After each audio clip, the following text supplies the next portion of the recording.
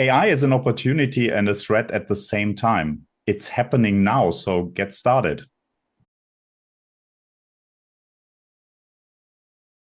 Welcome, Stephan. We are so excited to have you as our guest today at our Culture Exchange podcast. Welcome. Yeah, thanks for having me. It's a fantastic opportunity, and thanks that you want to spend some time on two topics which I'm really passionate about: interculturality and artificial intelligence. Yes, exactly. So tell us a little bit. You've worked across cultures, especially between Germany and China. So what drew you to explore how AI intersects really with intercultural communication? Tell us a little bit.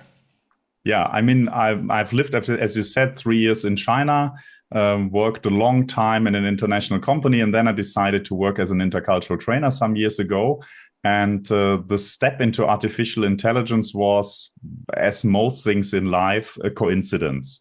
Hmm. So when ChatGPT was launched, end of 2022, I think, Yes, yes. I saw a post on LinkedIn and I was fascinated. I thought that sounds interesting. Let's look into it. And I opened an account and experimented with this. So that was the first coincidence, and I was really fascinated by the opportunities of this brand new tool. And then the second coincidence was the SIETAR Forum in Schwenningen in 2023. So Mm-hmm. for those of you who don't know SIETAR, Yeah. SIETAR is the Society for Intercultural Education, Training, and Research. So the Okay. Interculturalist Society, and they have their biannual congress. And the topic for the congress in 2023 was megatrends.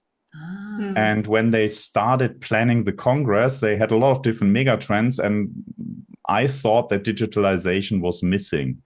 Mhm. And then they said, okay, that's a good idea. Do you want to do a presentation about digitalization? And I thought, okay, I'm not really an expert on digitalization, but I'm fascinated by AI. So I teamed up with a colleague and we decided to volunteer for a presentation and a workshop about digitalization in the field of AI, in the field of interculturalism and artificial intelligence.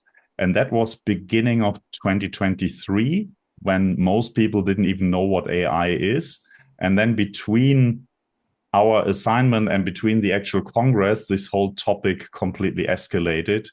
And when we had the actual Congress then in May in Schwenningen, everybody was excited about AI. Everybody wanted to hear about AI.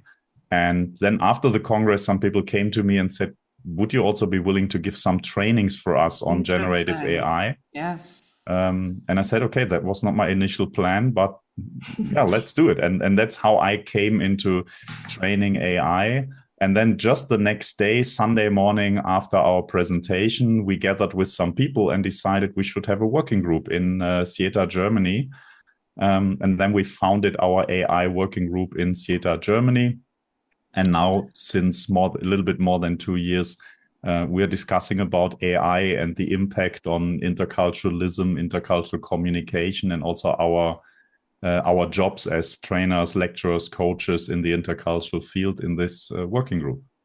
Oh, great. Okay. So let's talk a little bit about this intersection. So we often hear about AI transforming industries, but how does it really intersect with cultural understanding? So how will, in your perspective, AI impact the intercultural field?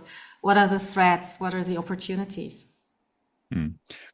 So first of all, I think as in all industries, it's a fantastic opportunity. It can help us to give better trainings, to make trainings more entertaining, more interactive, more interesting for participants. So no matter if we're working as trainers, as lecturers, as consultants, we can use AI in order to make our trainings better. And I think that's a great opportunity, and tools are so rapidly evolving that I think the opportunities will be even more.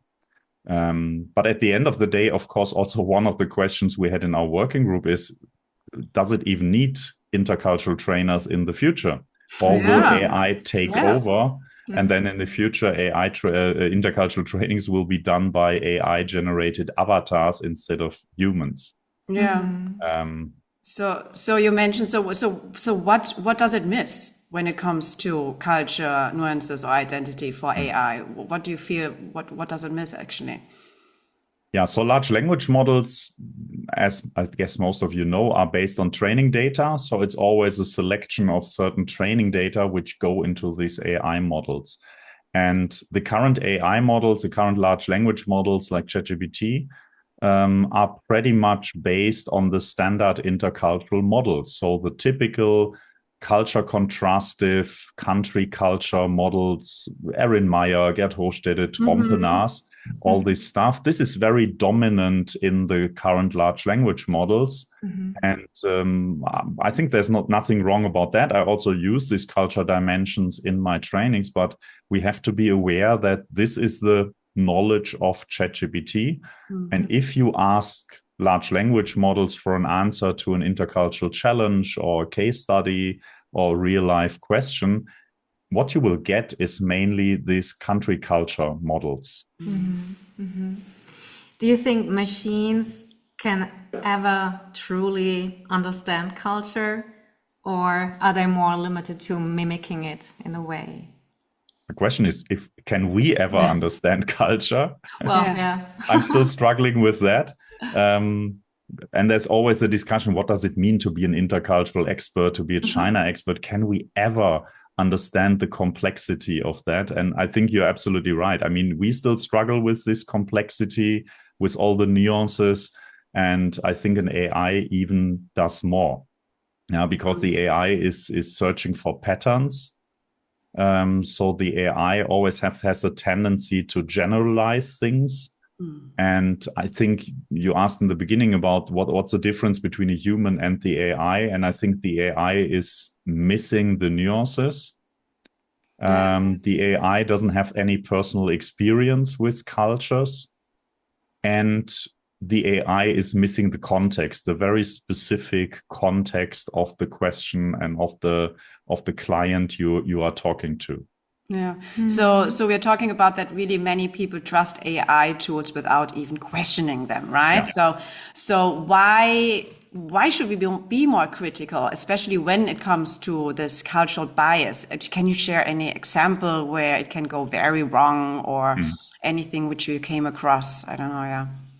I mean, the first really important thing, and that's always one of my key messages, is that AI is biased. Yeah, a lot of people still think AI somehow captures the essence of human knowledge and is neutral and can help us to get a neutral assessment or neutral decisions. And that's fundamentally wrong. So the first important thing is to really understand AI is based on bias, is based on stereotypes because it works with patterns. And the awareness about these biases in all different directions, gender bias, but also cultural bias, is super, super important. And large language models are based on data, at least the large language models we are using, from Western countries.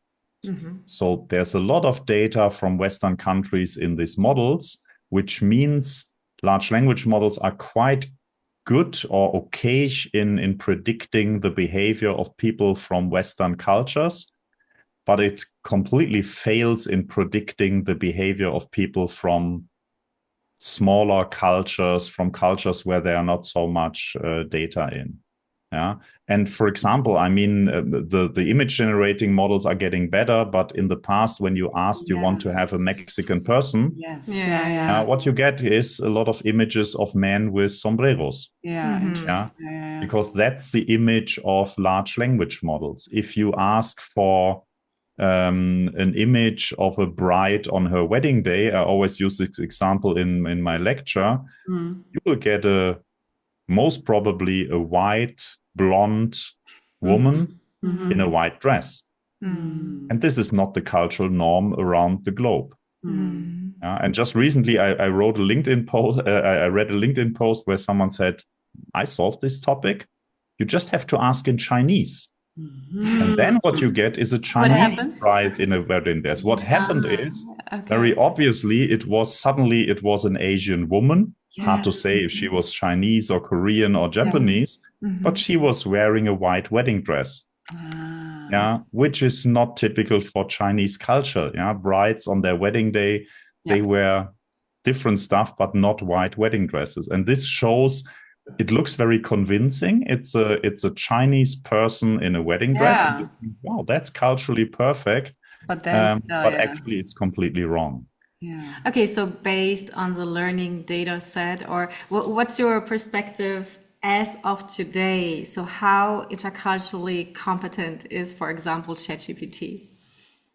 Yeah, there are some interesting studies, for example, by Joseph Henrich and his team. I don't know if you know the book about weird culture. So he makes a point that Western, educated, industrialized, rich, democratic cultures and the psychology of people from these cultures is globally not the norm.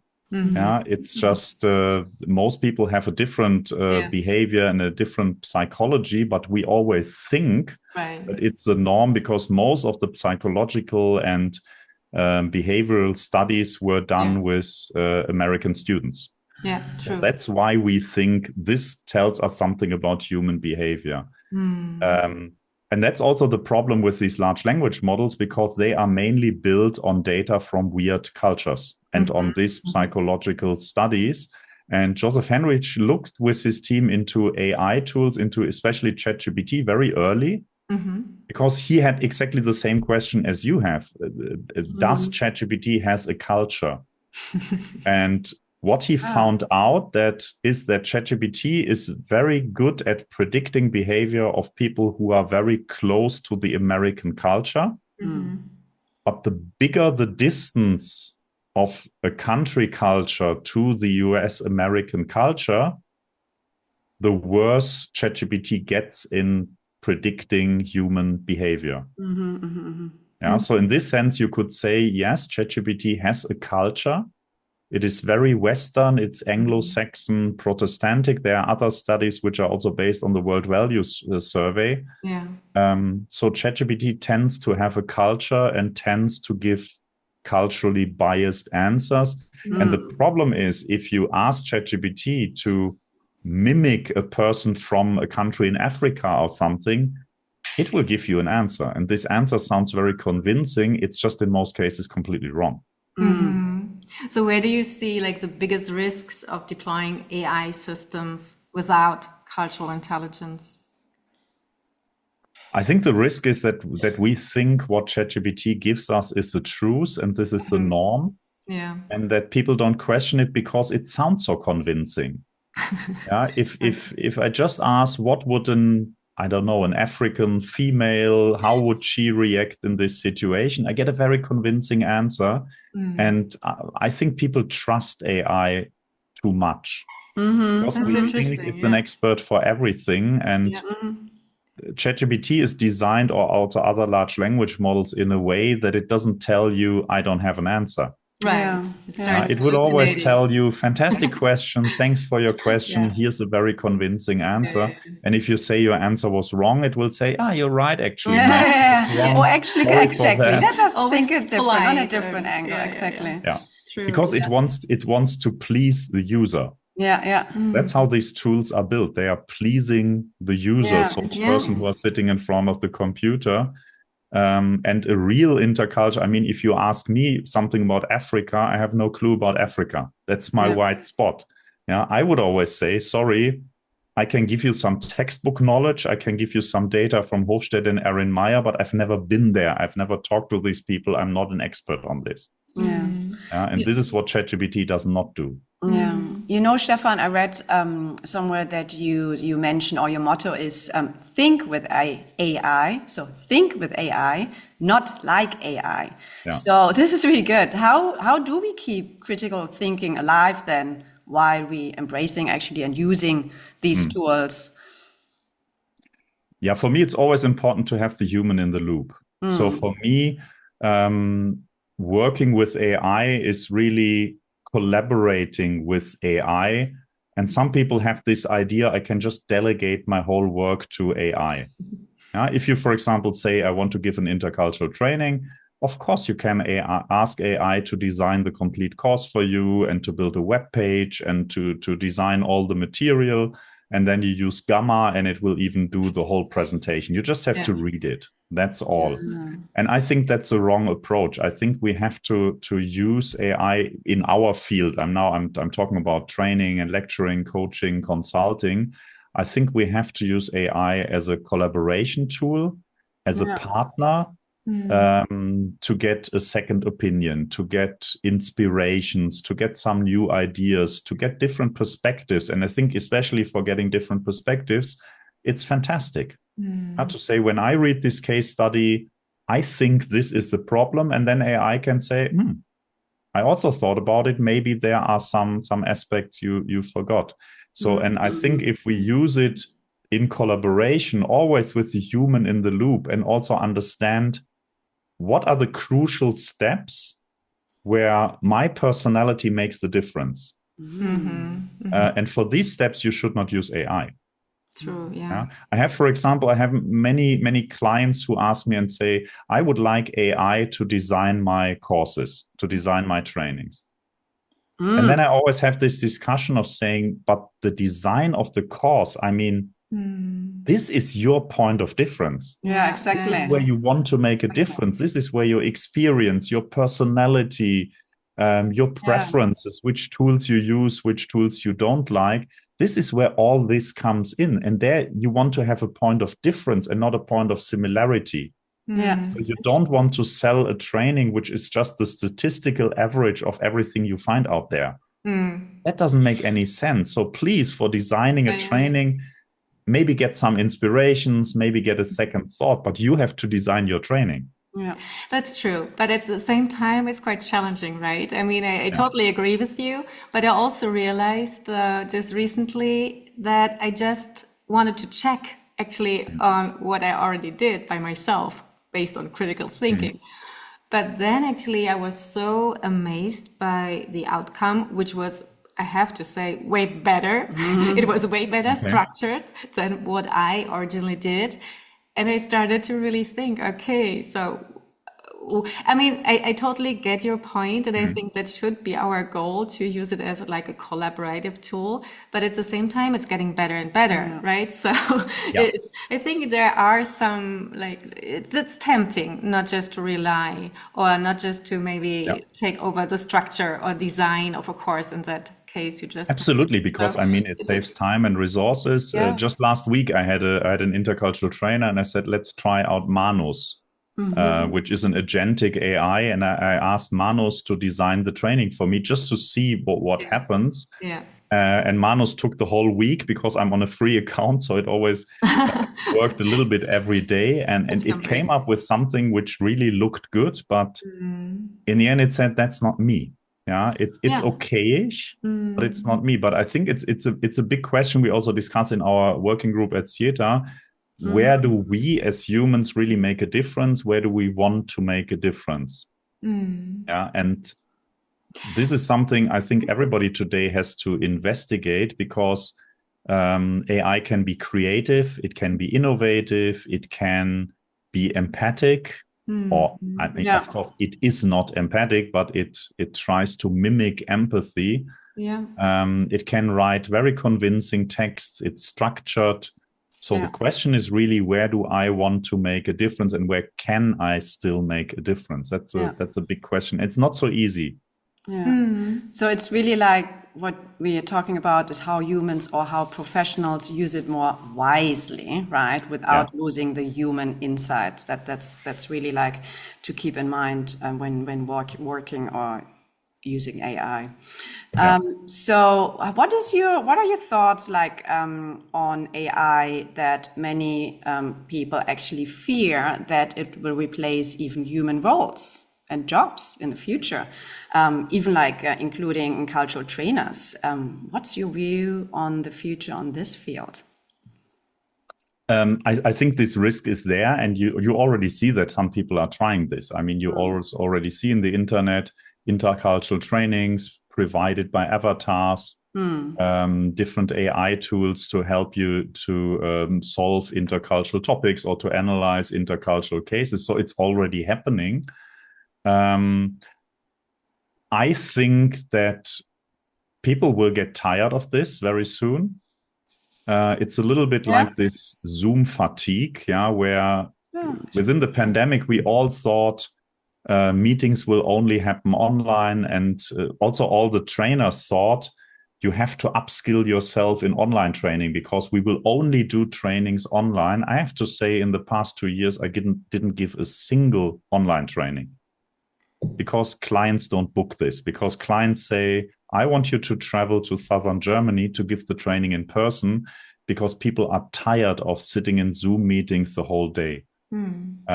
So I think there will be a certain fatigue listening to AI avatars and clicking through AI tools. But then we really have to see how we can make a difference, how we can bring our empathy, our contextual knowledge, our experience, also our experience from hundreds of trainings and our personality in.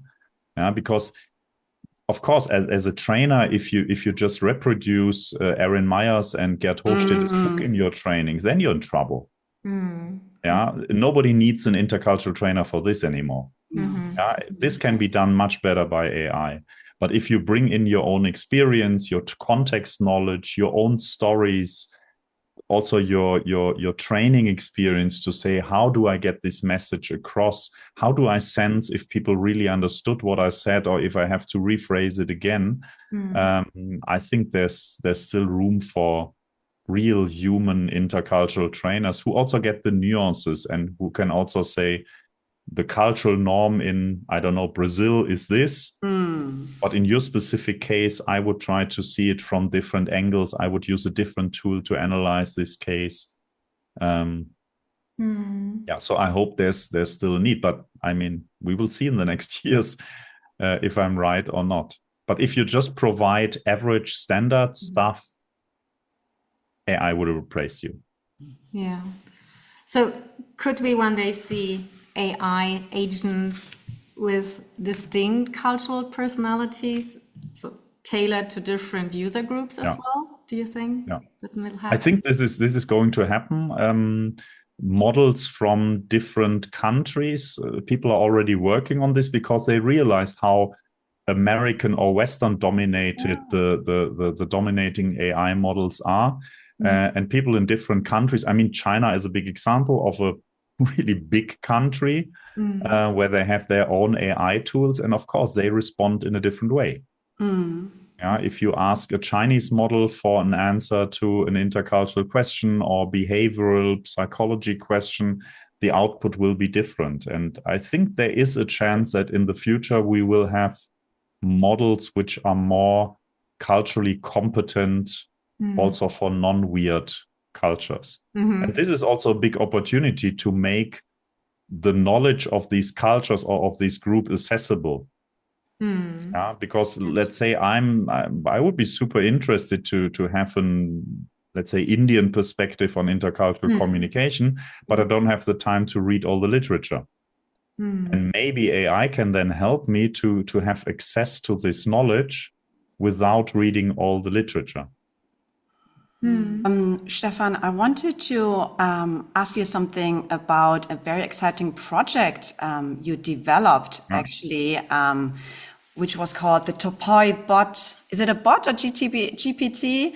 I don't know. Maybe you can share a little bit. So you developed a TOPOI Bot, a culturally sensitive chat box, with Ajan, who was one of our podcast guests in one of our previous episodes. So what is the TOPOI Bot? What is it exactly? Yeah, that was the most exciting project we had in our working group with SIETAR Germany. Because when we gathered in the working group, we said, so now we have a working group, what do we do? And one obvious idea was we should have a chatbot. And then the next obvious question is, but what should this chatbot do? And then someone in our group said, I just attended this TOPOI seminar with Edwin Hoffman and Ian Verdoren. Exactly, yeah. And this model is fantastic. Wouldn't it be great if we could design a chatbot? Technically, it's a custom GPT, but we can call it a chatbot. That's the same. If we could design a chatbot which analyzes intercultural situations, intercultural misunderstandings, case studies with the help of this very specific model. And then we contacted Edwin and Arjan, and that was really fantastic because they were super open. They both said, and that was in March 2024, so it's already a while ago. And they said, we have absolutely no knowledge about AI. We don't even know what exactly you're talking about when you say you want to build a bot, but let's do it.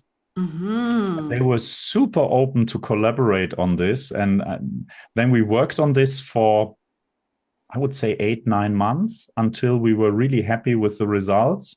And they were really critical because they wanted to make sure the chatbot is really using their model and not the stuff which is in the ChatGPT training data. And we were really positively surprised by the result. And who can use that? Anyone can use it? Or? Anyone can use it. So if you go to the SIETAR Germany page, there's a sub-page for the AI working group. And if you scroll down, we can also share it in the show notes, of course. Everybody can use it. It's free to use. And the biggest challenge when building this bot, I mean, I don't want to explain the model too much. Maybe listeners can just listen to the episode with Arjan where he explains the model. Yeah. But what's special about this model is that it doesn't use country culture dimensions. So it's country culture free. It's more looking at the individual from 5 different angles, and it's not using country culture. So if I say my case is I have a misunderstanding with my Chinese colleagues, the answer is not, it's because you are a direct communicator and they are high context communicators, and that's the solution. And the key challenge was that, as I said in the beginning, ChatGPT is dominated by country culture dimensions. Ehrenmeier, Hofstede, Trompenas. And ChatGPT does not know the TOPOI model. We checked this in the beginning. So obviously there was not much in the training data. And then our challenge was to build a bot which does not use the training data and the patterns which are deeply ingrained in ChatGPT, but we trained our bot to really use the TOPOI model. And especially Edwin was very, very critical. So whenever our bot used country culture dimensions, he said, no, it's not good enough. Let's retrain our bot. And that was really exciting. And in the end, it turned out it's possible. Yeah, you can train your own custom GPT in a way to use your very specific model. And what the bot does now is, so if you try the bot, you enter a case study or a situation, communication situation, you describe it, then the bot will ask you some questions based on the TOPOI model, which is already the first layer of reflection, because by answering these questions, you're already figuring out what the problem is and what different aspects are.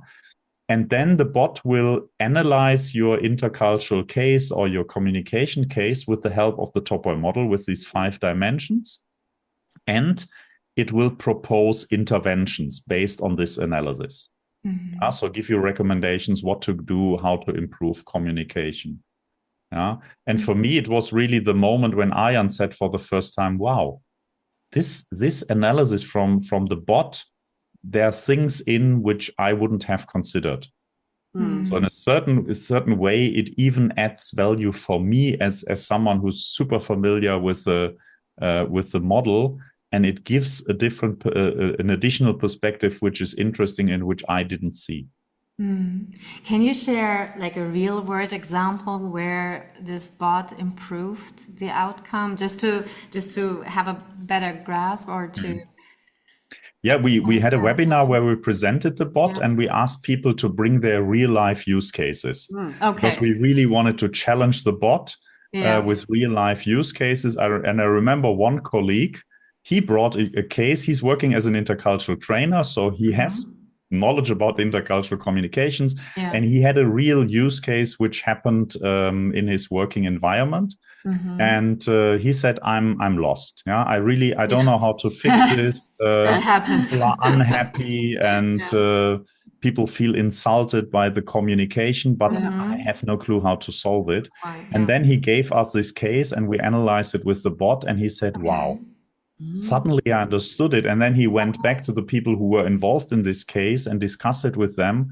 And they said, okay, now we really understand what happened here. And it really helped us for a better understanding. And then we had a second webinar just based on his case, because he was so Good.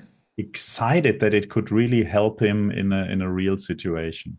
Well, that's nice. I mean, this is like we talked about a collaborative tool, right? So Yeah. it really helped in this case to reflect and think Yeah. critically. So Yeah. I think it's a good tool in that case. And then, it's not that yeah, the TOPOI bot gives you the real answer. yeah, Of course not. Yeah, but it gives you some suggestions, and yes, then you as a user can decide and say, okay, that makes sense, that doesn't make sense, and maybe this is an additional inspiration which I didn't see before. And that's also the way I use it with my students. So I'm teaching intercultural business communication yeah, here in Hamburg at the University of Applied Science. And then I give my students a case study. I ask them to analyze the case study based on all the knowledge I provide them and everything I teach them. And then I say, okay, and now I have a suggestion. I have an additional perspective. Let's run the case study with the TOPOI bot. And there are always perspectives in where they say, we didn't see this. That's interesting. That's new. That's something we should consider. Yeah, of course, 90% of the stuff is things they also came up with because they were sitting in my lecture and they were listening, and it's not all new, but there's always something in where they say that's an additional perspective. And I think this is a good example of how to use AI, not as giving me the truth and saying now the TOPOI bot tells me what my problem is, but rather considering different aspects. And in this case, I think it does it much quicker and much better than I would do it. So do you think that organization actually can leverage AI to enhance, for example, cross-cultural team collaboration or global? Yeah, I mean, I could imagine when we started, we said it's more an expert system. So people should have some intercultural knowledge, because you always need the competency to judge and to evaluate what you get. And I'm always a bit afraid if people use this without knowing anything about the model, without knowing anything about intercultural communication. But you could imagine that teams have a certain setup of different bots with different models. And when they have a problem, they just use these bots to analyze cases and get different perspectives. Yeah, and my dream is really to have a set of, 20 different bots with 20 different models, maybe also Erin Meyer, maybe Hofstede, maybe cultural contrastive models. And then as a trainer or someone who has a certain knowledge, you can say, hey, I think this would be the right bots to look at different angles. For example, I built a bot for myself also with the inner team model from Friedemann Schulz von Thun. This is not built together with the Schulz von Thun Institute, but just by myself. And I just find it interesting to have this. It's like you have different trainers in the room, who are experts in different models and who would say, okay, from my model perspective, I think this could be some explanations. And then you have all the bots talking to each other, and there's no human loop anymore. Yeah, I mean, that would then be the next step, of course, to say, hey, now the bots can discuss who is right and who is wrong. And but it would be interesting just to listen to this discussion and to say, actually, I learned something from their discussion. And I mean, there is actually a tool which also does something very similar. I don't know if you know Storm. Yeah. So Storm is a tool. When you enter a question, it gives you something like it's in between Wikipedia and a research paper.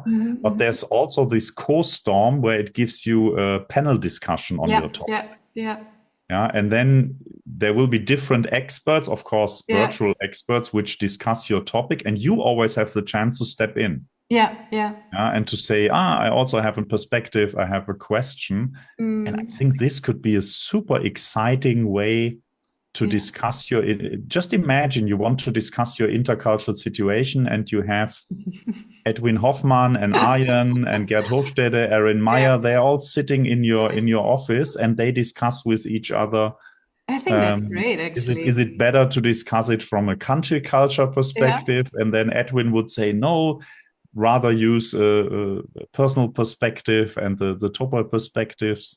I think that would be fantastic.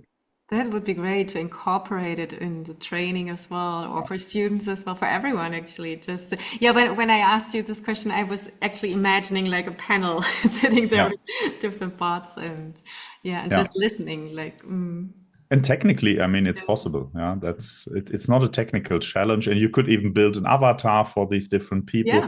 I mean, you always have to remember it's not the real people; it's just a stereotypic representation of these people, and you have to provide enough data. Yeah. So, Stephan, so you're a lecturer as well, as you mentioned, and you're traveling a lot. You also still travel to China, right, from time to time. Have you faced any encounters where you said, well, where AI has not been used wisely, maybe even from younger generations, maybe they were totally trusting AI without thinking for themselves? I don't know. Have you encountered anything recently where you thought like, oh no, this is wrong, and as an example? Yeah, I did. I mean, actually, I spent the whole March in China to lecture at a Chinese university, culture studies. And that was kind of the dystopia of AI use, because the lecture was in English. And one of the problems was that most of the students were not very good in English, not very fluent. And they all relied completely on AI. So they use DeepSeek on their mobile phone. So first of all, they translated everything I said into Chinese, which helped in a certain way to understood what I was teaching. But on the other hand, of course, it doesn't help to learn English, which was also part of the reason why I was there. And then they relied 100% on AI for absolutely everything. Yeah, and I asked them in the beginning, just name something which is representative for your culture, just as a warm-up so that they say something. And then they were sitting there with their mobile phones and just reading a random answer from DeepSeek. Okay, yeah, so it was very obvious they didn't even understand what they were reading, because the language level was far too advanced. And I said, can you please just say something in simple words, in your words, instead of reading a scientific article about chopsticks, which is made up by DeepSeek. So that was really a use of AI, which I think was not useful at all. Also, when they did their final presentation, they prepared everything with AI. And they didn't learn anything. When I asked the question about what they just presented, they couldn't even reproduce what they just presented in different words, because they just read it. So, and I think there are quite famous studies as well, proving that if you overconsume or overuse ChatGPT, what are the effects on your brain as well, right? In terms of I mean, they also have partly misinterpreted, because some people on LinkedIn, they wanted to clickbait and to get attention by saying AI makes you stupid. That's not the conclusion of the study. But yes, I mean, it shows if you prepare a task with AI, of course, you don't remember what you did. Yeah, but the interesting thing is, that's what I heard from my students is, but professors or lecturers, they use ChatGPT and AI as well. So why shouldn't we? So I think we are like, in a situation where we really have to think about and reflect. So and I think they should use AI. Yeah, I mean, totally, lecturing young people today without AI, I think that's the wrong way. I mean, I can't understand that some of my colleagues also here at the HAV, they don't use AI at all, and they try to block it, which is the wrong way. I mean, how do I want to prepare young people for the job market and then exclude AI? It's always the wrong. And what I try to do is I try to bring it to my lecture and then have a critical discussion. For example, the photo with the bride on her wedding day. And to develop this, you mentioned critical thinking. So I think this critical thinking, this ethical judgment, this is something AI cannot do, and students have to learn how to use AI wisely. And I have to say my experiences with my students are very positive. In the first year, they wrote their whole homeworks just with AI, which meant the quality went down. But after discussing this and also critically talking about it and understanding the problems with AI, now they use it in a completely different way. And at least the homework doesn't sound AI generated. So either they don't use AI or they do it in a very, very clever way, which is then better also and better. I think it's partly okay. Yeah, but I have the impression they really understood what they are talking about. And I mean, I also kind of scared them. Yes. So how do you envision the future of AI in the next 5 to 10 years with regard to this relationship between cultural intelligence and artificial intelligence? So what is your outlook? It will all be wrong because AI is developing so fast and there are so many surprises. But I hope that people really learn how to collaborate with AI, learn what their role is, also learn about the ethical implications of AI, and that this critical thinking, ethical judgment is their role where they can really make a difference. And that people also investigate biases and stereotypes and people understand this more and really try also to do something against these stereotypes. Because the problem is if we just let AI represent cultures, genders, whatever, it will turn the clock back. Because AI is always working with outdated with outdated training data because it's always data from the past. So it's looking in the rear view mirror to predict the future.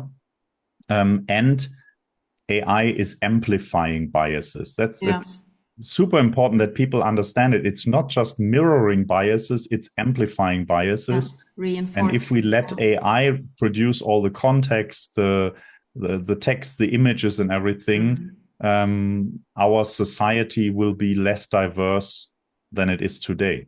And then the next generation of AI tools is trained with AI outputs. And then it's a vicious circle. And we have to fight this, everybody. We cannot leave this to the tech companies. So many great insights. Thank you, Stephan. So for our audience, for our listeners, is there any, I don't know, a few or one piece of advice or practical steps we should definitely keep in mind, when it comes to engaging with AI without really losing the human connection? AI is a fantastic technology. It's available for everybody. It's fantastic. It can really help us to do things faster and better.